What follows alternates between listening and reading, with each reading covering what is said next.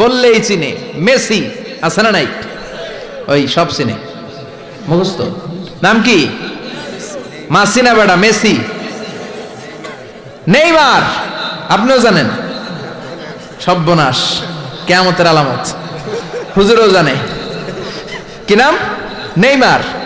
আর কি আছে এরকম? রোনাল্ডো। আর কি আছে? এক নামে চিনে, গোটা বিশ্ব চিনে। বাংলাদেশের জনপ্রিয়তার বিচারে যদি বলি, এক নামে মাশরাফি বিন মুর্তজা এক নামে চিনে। আছে না নাই? In terms of name and fame, এটা হচ্ছে in terms of name and fame, খ্যাতি, যশ, জনপ্রিয়তা। তার মানে দুনিয়ার বুকে অর্থের মানদণ্ডে কিছু লোক সফল, আবার ক্ষমতার মানদণ্ডে কিছু লোক দুনিয়ার বুকে সফল, আবার জনপ্রিয়তার মানদণ্ডে কিছু নাম বললেই সবাই চিনে। অমিতাভ বচ্চন, শাহরুখ খান, আমির খান, সালমান খান, খয়ার খান। আছে না নাই? তো অর্থের মানদণ্ডে কেউ সেরা, সফল, ক্ষমতার মানদণ্ডে কেউ সফল, জনপ্রিয়তার মানদণ্ডে সফল। আল্লাহ বলে আমার কাছে এগুলা মানদণ্ড না। আল্লাহ বলে ক্ষমতা আমার কাছে মানদণ্ড না সফল হওয়ার, অর্থ আমার কাছে সফলতার মানদণ্ড না, জনপ্রিয়তাও আমার কাছে সফলতার মানদণ্ড না। আমার কাছে সফলতার মানদণ্ড হলো ঈমান। আল্লাহর কাছে সফলতার মানদণ্ড কি? ঈমান। দুনিয়াতে আপনার টাকা আছে, ক্ষমতা আছে, আপনি বের হলে সামনে গাড়ি, পেছনে গাড়ি, সামনে পুলিশ, পেছনে পুলিশ, সামনে বডিগার্ড, পেছনে বডিগার্ড, কিন্তু আল্লাহর কাছে এই ক্ষমতার 4 আনা দাম নাও থাকতে পারে। চিল্লা এখন ঠিক কিনা? আল্লাহ বলেন ক্ষমতা আমার কাছে সফলতার মানদণ্ড না, অর্থ আমার কাছে সফলতার মানদণ্ড না, জনপ্রিয়তা আমার কাছে সফলতার মানদণ্ড না। আমি আল্লাহর কাছে সফলতার মানদণ্ড হলো ঈমান। আল্লাহর কাছে সফলতার মানদণ্ড কি? ঈমান।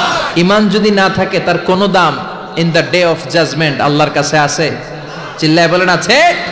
সেজন্য আল্লাহ বললেন কদ আফলাহাল মুমিনুনাল্লাযীনা হুম ফি সালাতিহিম খাশিউন। এই দুনিয়া এবং আখিরাতে সফল হয়েছে তারা, আল্লাহর উপর ঈমান এনেছে যারা। ঠিক কি না? সফল হয়েছে কারা? ঈমান এনেছে যারা। চিল্লায় উত্তর দেন, সফল হয়েছে কারা? নাকি যাদের টাকা বেশি এরা সফল, ক্ষমতা বেশি এরা সফল, এক নামে সারা বিশ্ব চিনে, সেলিব্রিটি, এরা সফল? সফল হচ্ছে ঈমানদার। আমরা সেই ঈমানদার গোষ্ঠীর মানুষ, আমরা সেই ঈমানের পথের সৈনিক। চিল্লায় বলেন ঠিক কিনা? আল্লাহ বললেন কদ আফলাহাল মুমিনুনাল্লাযীনা হুম ফি সালাতিহিম খাশিউন। আমার কাছে সফলতার মানদণ্ড হলো ঈমান। যে ঈমান প্রয়োজনে জ্বলে ওঠে না, যে ঈমান সত্য ন্যায়ের কথা বলে না, যে ঈমান প্রয়োজনে জ্বলে ওঠে না, যে ঈমান সত্য ন্যায়ের কথা বলে না, যে ঈমান বাস্তবে নাই, যে ঈমান অন্তরে নাই, মুখে শুধু ফাঁকা বলি, কি করে তারে বলো ঈমানে বলি,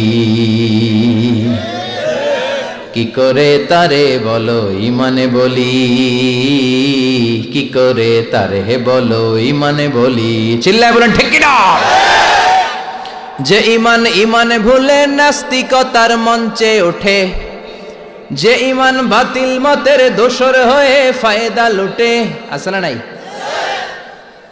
যে ঈমান শুধুই কেবল খায় দায় আনন্দ করে, যে ঈমান বোঝে না যে আরাকানে ভাইরা মরে, যে ঈমান বাস্তবে নাই, যে ঈমান অন্তরে নাই, মুখে শুধু ফাঁকা বলি, কি করে তারে বলো ঈমানে বলি, কি করে তারে বলো ঈমানে বলি,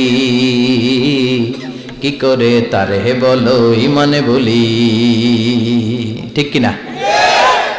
তো ঈমানের বলে বলিয়ান হতে হবে, জ্বলে উঠতে হবে আপন শক্তিতে। কথাটা ভালো, জ্বলে উঠতে হবে আপন শক্তিতে। তো এই জন্য ঈমানদারের আওয়াজ হবে খুব বুলন্দ আওয়াজ। আমার কাছে সফল হলো তারা, ঈমান এনেছে যারা। কিন্তু ঈমানটা আধা আধা মানলে হবে না, পুরাপুরি ঈমান থাকতে হবে, ঠিক কি না? কেউ যদি বলে কোরআনের আধা মানি না, মুমিন না কাফের? কেউ যদি বলে আমি এই সূরা মানি ওই সূরা মানি না, মুমিন না কাফের? কেউ যদি বলে আমার যেইটা ভাল লাগে, আমার দলের জন্য যেইটা সুবিধা ওইটা মানি, আমার দলের জন্য যেইটা ঝামেলা ওইটা মানি না, এরকম আছে না নাই? মিষ্টি খাওয়ার সুন্নত মানে, মায়ের খাওয়া যে সুন্নত মানে না, আছে না নাই? মিষ্টি মিষ্টি কথা মানে, ঝুঁকি নেওয়া যে সুন্নাত ওইটা মানে না, এরকম আছে না নাই? সুন্নাত নয় শুধু সুমধুর আলাপন, আর সুন্নাত হলো হুঙ্কার গর্জন, ঠিক কি না? সুন্নাত শুধু নয় নির্জন ধ্যানে যাওয়া, আর সুন্নাত হলো পাথরের আঘাত খাওয়া। মোহাব্বতে তার সুদিনের সাথী তুমি, দুর্দিনেও তার পাশে থাকো কি? আরো কিছু সুন্নাত আছে তুমি জানো কি? জানলেও জীবনে কখনো তা মানো কি? সুন্নাত নয় শুধু দাওয়াতের মেহমান, সুন্নাত নয় শুধু খাওয়া শেষে মধুপান, আরো কিছু সুন্নাত আছে তুমি জানো কি? জানলেও জীবনে কখনো তা মানো কি? চিল্লায় বলেন ঠিক কি না? তার মানে আল্লাহর কাছে সফলতার মানদণ্ড হলো ঈমান, কিন্তু সাধারণ ঈমান নয়, ঈমানটা হতে হবে পূর্ণাঙ্গ ঈমান। কিছু মানলাম না, এমন করা যাবে? মানলে পুরোটাই মানতে হবে। কার কথা? চিল্লায় বলেন কথাটা কার? আবার আল্লাহ বললেন ঈমান আনলে নির্ভেজাল ঈমান থাকতে হবে। ওই ঈমানের মধ্যে শিরক থাকলে হবে নাকি? কথা কোন? আল্লাহ বললেন ওয়াল্লাযীনা আমানু ওয়া লাম ইয়ালবিসু ঈমানাহুম বিযুলমিন উলাইকা লাহুমুল আমনু ওয়া হুম মুহতাদুন।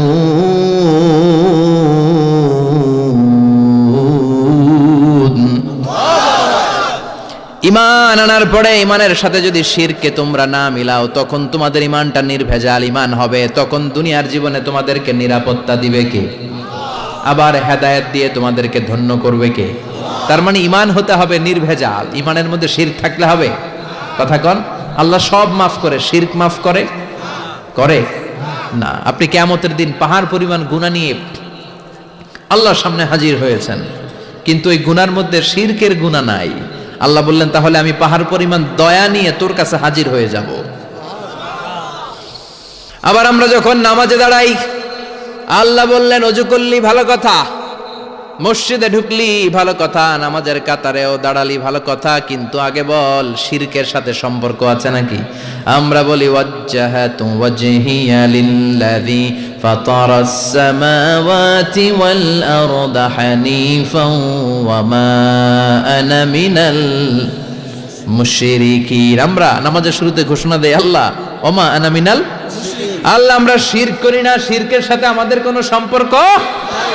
আবার যখন হজ করতে যাই, লক্ষ লক্ষ হাজি সাহেবান আরাফাতের ময়দানে কাঁদে, আল্লাহর কাছে ডাকে, আল্লাহরে ডাকতে থাকে। আল্লাহ বলে ডাকাডাকি পরে কর, হজ পরে কর, আগে বল শিরক করস নাকি?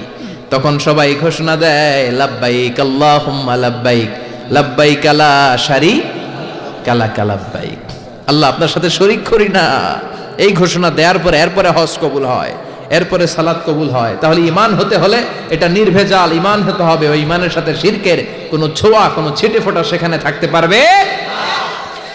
আল্লাহ বলে ঈমান যদি নির্ভেজাল হয় আর যদি ঈমানটা পাকাপোক্ত হয়, তাহলে তোমাদের সাহায্যের জন্য গায়েবী মদদ আমি পাঠিয়ে দেব। সুবহানাল্লাহ। ওয়ালা তাহিনু ওয়ালা তাহজানু ওয়া আনতুমুল আ'লাউনা ইন কুনতুম মুমিনিন। ভয় নাই, বিপদ নাই, চিন্তা নাই। ইমানদারের মতো যদি ইমানদার হও, ইমানটা যদি ওই রকম হয়, তাহলে কোনো চিন্তা নাই, আমি আল্লাহর সাহায্য তোমাদের সাথে আছে না নাই? নবীদের ইমান ছিল সেই রকম ইমান, ইমানের মতো ইমান, ঠিক কি না? নবী মুসার মতো ইমান হলে রাস্তা হবে সাগর জলে। নবী ইউসুফের মতন ইমান হলে একে একে দরজা খুলে, নবী ইব্রাহিমের মতন ইমান যদি আজও থাকে বিদ্যমান, অগ্নিকুণ্ডে দেখতে পাবে খুবসুরত এক ফুলবাগান। সুবহানাল্লাহ পড়েন। এজন্য ইমানের মতো ইমান হলে সাহায্য পাঠাবে কে? আল্লাহ বললেন, ওয়ালা তাহিনু ওয়ালা তাহজানু ওয়া আনতুমুল আ'লাউনা ইন কুনতুম মুমিনিন। ভয় পেও না, চিন্তা করো না, আল্লাহর সাহায্য আছে না নাই? বিপদ যত বেশি আসে, পরীক্ষা যত বেশি আসে, বিজয়ের পতাকা পতপত করে উড়ার সময়টা কাছে আসতে থাকে, ঠিক কি না? আকাশে যখন ঘুটঘুটে বেশি অন্ধকার দেখা যায়, প্রচন্ড অন্ধকারে যখন আকাশ একেবারে ছেয়ে যায়, রাত্রি যখন গভীর হয়ে যায়, সুবহে সাদিকের আলো আসার সময়টা কাছে আসতে থাকে, ঠিক কি না? গর্ভবতী নারীর পেটের প্রসব বেদনা যত বেড়ে যায়, নতুন মেহমান দুনিয়াতে আসার সময় ঘনাতে থাকে, তেমনি ইমানদারের উপর আযাব গজব অত্যাচার যত বাড়তে থাকে, ইসলামের বিজয়ের সময়টাও কাছে আসতে থাকে। এজন্য ইমান হতে হবে ইমানদারের মতো, ইমান হতে হবে পাক্কা ইমান। চিল্লায় বলেন ঠিক কিনা? সে আল্লাহ বললেন, ক্বাদ আফলাহাল মুমিন।